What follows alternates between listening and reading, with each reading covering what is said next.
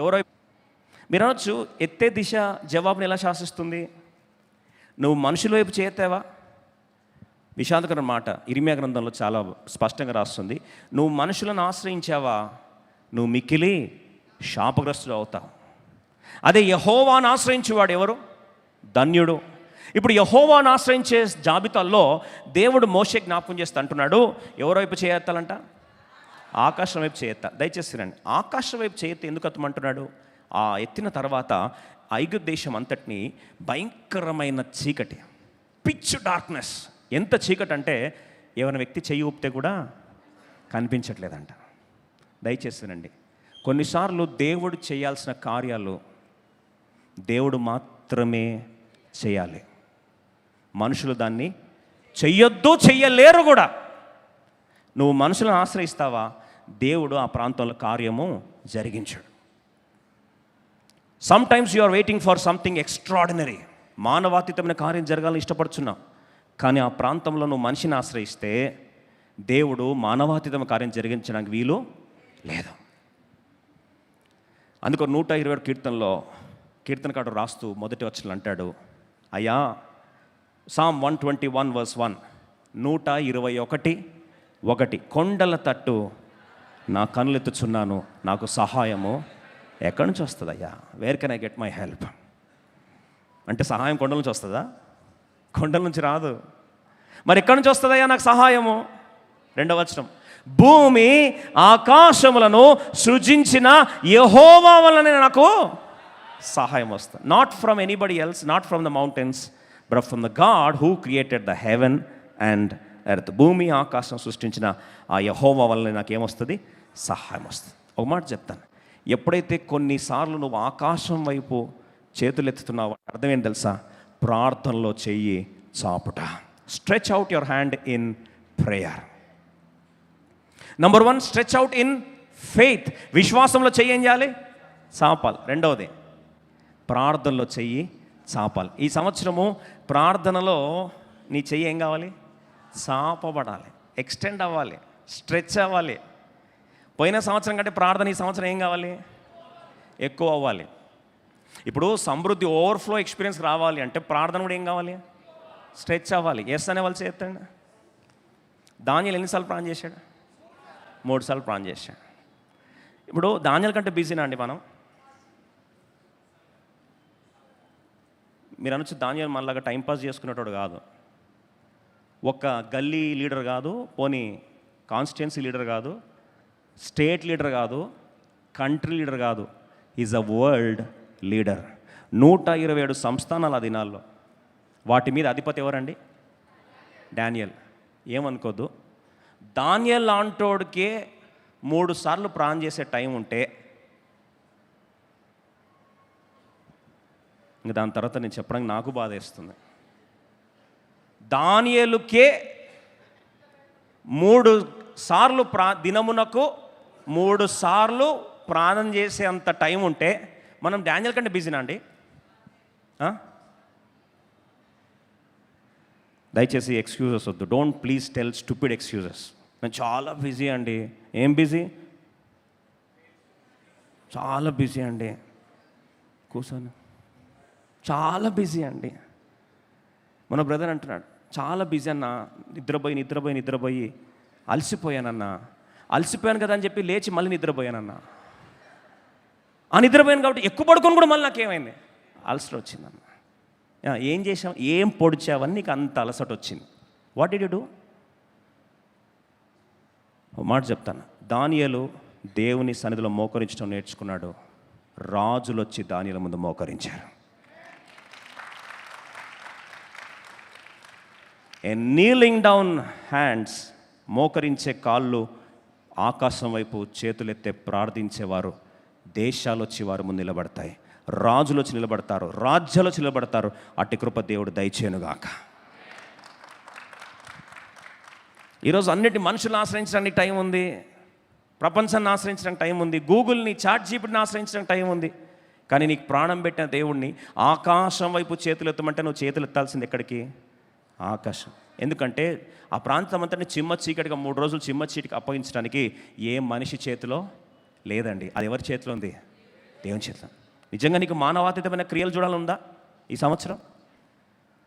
ఈరోజు మానవాతీతమైన క్రియలు నేను చూడాలంటే I should see supernatural things, extraordinary things. నా కళ్ళారా నేను చూడాలని నీకు ఆశ ఉంటే అది దేవుడు మాత్రం, ఆకాశం మాత్రమే కార్యము చేయగలదు. మీరు అనొచ్చు, ఇక్కడ నేను చేతులు ఎత్తే ఆకాశంలో ఎట్లా రిలీజ్ అవుతుందని. మత్తయి సువార్త 18:18 చదవండి. మాథ్యూ 18:19, మాథ్యూ 18:19 త్వర చదువుకుందాం. మత్తయి సువార్త 18:19 త్వర చదువుకుందాం. Matthew's gospel chapter 18:18.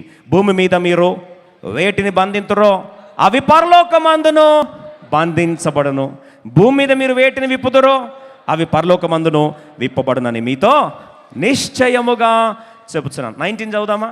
మరియు మీలో ఇద్దరు తాము వేడుకొను దేనిని గూర్చి అయినను భూమి మీద ఏకీభవించినట్లా అది పరలోకమందున్న మీ తండ్రి వలన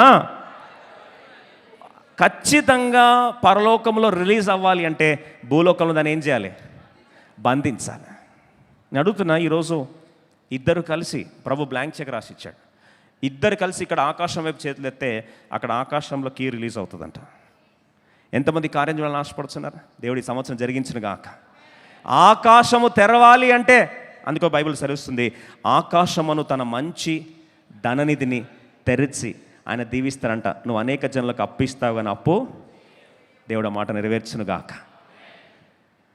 కొన్నిసార్లు ఆకాశంలో జరగాల్సిన కార్యాలు, అందుకొరకే మలాకి 3 రాస్తుంది, దేవుడు తన ఆకాశ వాకిలి విప్పి పట్టజాలని. బాబా ఇండానికి ఎంత బాగుంది కదా, ఇండానికి ఎంత బాగుంది కదండి. పట్టజాలని ఆశీర్వాదం అంటే ఆమేన్. మరి ఆకాశం కీస్ ఎవరి దగ్గర ఉన్నాయి? ఆకాశం కీస్ పైన ఎక్కడ లేవు, మన దగ్గరనే ఉన్నాయి. ఇద్దరు ఏకీవించి ఇక్కడ ఏది బంధిస్తే అక్కడ అది బంధించబడుతుంది, ఇక్కడ ఏది రిలీజ్ చేస్తే అక్కడ అది రిలీజ్ చేయబడుతుంది. ఈరోజు మనలో చాలామందికి ప్రార్థన మీద రెస్పెక్ట్ లేదు, ప్రార్థన మీద సాక్రిఫైస్ లేదు. ఇంకో మాటలో ప్రార్థన అంటే ఈరోజు కాకతాళీయం అయిపోయింది. పరలోకాన్ని కదిలించగలిగేది ఒకే ఒకటి, ప్రార్థన. Nothing in the world can shake heavens except prayer. ఇద్దరు ఏకీవించి ఏదైతే ప్రార్థిస్తారో అది పరలోకంలో ఏమవుతుందండి? బంధించబడుతుంది. ఏది విడిపిస్తే పరలోకంలో అది విడిపించబడుతుంది. ఎక్కడ పోయింది నీ ప్రార్థన జీవితం? ఈ సంవత్సరం పొర్లి పారాలి అంటే, కుమ్మరింపులోకి రావాలంటే ప్రార్థన స్ట్రెచ్ అవ్వాలి. అర్థమైన చేయొద్దండి. ఫస్ట్ ఏది స్ట్రెచ్ అవ్వాలి? విశ్వాసం. నెక్స్ట్ ఏది స్ట్రెచ్ అవ్వాలి? ప్రార్థన. ఈ 2 స్ట్రెచ్ అవి రెడీ అయితే నువ్వు గ్లాస్ రెడీ చేసుకో, వాటర్ ఫాల్ సిద్ధంగా ఉంది. దేవుడు అటు ఆశీర్వాదం దయచేయనుగాక. ఆఖరి మాట ముగిస్తాను. ఇప్పుడు నిర్గమకాండం 17వ అధ్యాయం 11వ వచనం. ఎక్సోడస్ 17:11. భయంకరమైన యుద్ధం అండి. కింద యుద్ధంలో ప్రాణాలు పోతున్నాయి. ఒక మాటలో చెప్పాలంటే యెహోషువ కింద ఫైట్ చేస్తున్నాడు. మనలో చాలామంది ఫైటర్స్ ఉన్నారు, ఇక్కడ ఫైటర్స్ ఉన్నారు, వారియర్స్ ఉన్నారు, లీడర్స్ ఉన్నారు, కానీ చెయ్యాల్సినవి మాత్రం చెయ్యం. రండి చదువుదాం. నిర్గమకాండం 17:10 వచనం, 10, 11, 10 and 11. ఎక్సోడస్ 17:10. యెహోషువ మోషే తనతో చెప్పినట్లు చేసి అమాలేకీయులతో యుద్ధమాడెను. మోషే, అహరోను, హూరు అనువారు ఆ కొండ శిఖరం ఎక్కిరి. చాలు. మోషే పక్కన ఎవరున్నారండి? హూరు, అహరోన్లు ఉన్నారు. ఎవరున్నారు? హూరు, అహరోన్లు ఉన్నారు. ఇప్పుడు ఈ ముగ్గురు ఎక్కడున్నారు? కొండ మీద. జాషువ ఎక్కడున్నాడు? కొండ కింద. యుద్ధం ఎక్కడుంది? కొండ కింద. ఇప్పుడు కొండ మీద ఏం చేస్తున్నారు వీళ్ళు? రాసుందా ప్రార్థనని? ప్రార్థన చెప్పారా మీకు? మోషే చెప్పాడా? ఆడ 2 ఉన్నాయి. రండి చదువుదాం, అందరం కలిసి చదువుదాం. 17:11 అందరం కలిసి చదువుకుందాం. 2 ఉన్నాయి అక్కడ, అన్ని కూడా కలిసి చదువుకుందాం. 17:11 ఎక్సోడస్ మీడియా, ఎక్సోడస్ చాప్టర్ 17:11. నిర్గమకాండము 17వ అధ్యాయము 11వ వచనము అందరం కలిసి చదువుకుందాం. మోషే తన చెయ్యి పైకెత్తినప్పుడు ఇశ్రాయేలులు గెలిచిరి. మోషే తన చెయ్యి దింపినప్పుడు అమాలేకులు గెలిచిరి. ఇక్కడ ఒక చెయ్యి పైకెత్తున్నాడు, దయచేసి వినండి. ఐగుప్తు అంతా కూడా చిమ్మ చీకటి రావడానికి దేవుడు తన చెయ్యిని ఎక్కడెత్తమన్నాడు? ఆకాశం వైపు పైకెత్తమన్నాడు. అది ప్రార్థనలో పైకెత్తి దేవుని వైపు చూశాడు. ఏదైతే భూమి మీద బంధిస్తే పరలోకంలో అది బంధించబడింది. పంచభూతాలు అంటే ఒక మాటలో ప్రకృతి కూడా ఆ ప్రార్థనకి ఏమైంది? జవాబిచ్చి. అది ప్రార్థన జీవితానికి గుర్తు. ఇక్కడ మోషే ఏం చేస్తున్నాడు? ఆ కొండ మీద ఎప్పుడైతే చేతులు పైకెత్తాడో, దయచేసి ఏంటి చేతులు పైకెత్తడము? దాన్ని కీర్తనకారుడు చాలా అద్భుతమైన మాట రాస్తాడు. రండి, కీర్తన 141 2వ వచనంలో ఉదయకాలం నుండి రాత్రి దాకా ఆ చేతులు పైకెత్తే అనుభవాన్ని కీర్తనకారుడు ఏమంటాడు చూడండి. Psalm 141 verse 2, 141 కీర్తన 2వ వచనం. దయచేసి మీడియా బి అలర్ట్, అందరం కలిసి చదువుకుందాం.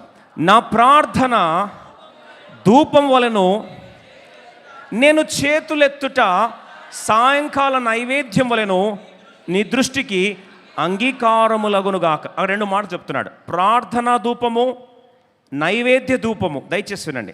మొదటిగా అంటాడు, నా ప్రార్థన ధూపం వల్ల వెళ్ళాలి. రెండవది, నేను చేతులు ఎత్తేది సాయంకాల నైవేద్యంలా వెళ్ళాలి. It's a combination of prayer and praise. Combination of prayer and praise. ఇంకో మాటలో స్తుతి ప్లస్ ఆరాధన. ఈ కాంబినేషన్ని మోషే భక్తుడు జ్ఞాపకం చేస్తూ అంటాడు, అయ్యా మీరు అక్కడ యుద్ధం చేస్తురండి, నేను ఇక్కడ ప్రార్థన ప్లస్ ఆరాధన, నైవేద్యములాగా నేను ప్రార్థన ఆరాధన రెండు నేను దేవునికి ఏం చేస్తాను? సమర్పిస్తుంటాను. అయితే ఈయన చేతులు పైకి ఎత్తేసరికి వారు అక్కడ కింద ఏమవుతున్నారండి? ఇశ్రాయేల్ ప్రజలకి విజయం వస్తూ ఉంది. అలసిపోయి చేయి కింద కంటే వాళ్ళు ఏమవుతున్నారు? ఓడిపోతున్నారు. దయచేసి వినండి. When he is praising God and praying, they were victorious.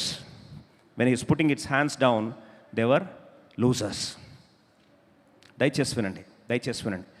ఆరాధన ఎప్పుడైతే తక్కువబడుతుందో, ఆరాధనలు ఎప్పుడైతే నువ్వు అలసిపోతావో, దేవుని స్తుతించే విషయంలో ఎప్పుడైతే నీ నైవేద్యము, సాయంకాల నైవేద్యం ఎప్పుడైతే అలసిపోతావో, ఆ ప్రాంతంలో ఖచ్చితంగా ఓటమి తథ్యం.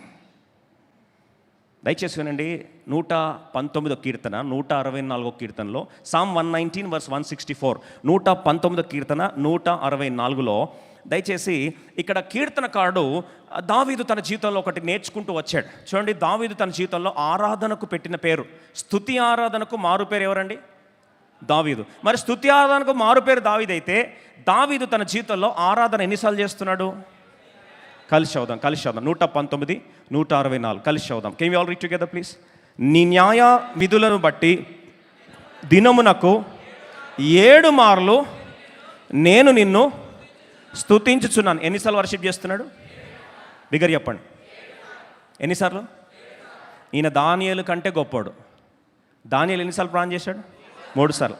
దావీదు ఎన్నిసార్లు ఆరాధించాడు? 7 సార్లు. దినానికి ఎన్నిసార్లు? 7 సార్లు. అయితే ఈయన ఒకరోజు ఏం చేశారు తెలుసా? ప్రభా, ఆరాధనలో ఇంత శక్తి ఉందా? అయా, నీవు ఇశ్రాయేలు చేయు స్తోత్రం మీద నువ్వు ఆసనువయ్యావా?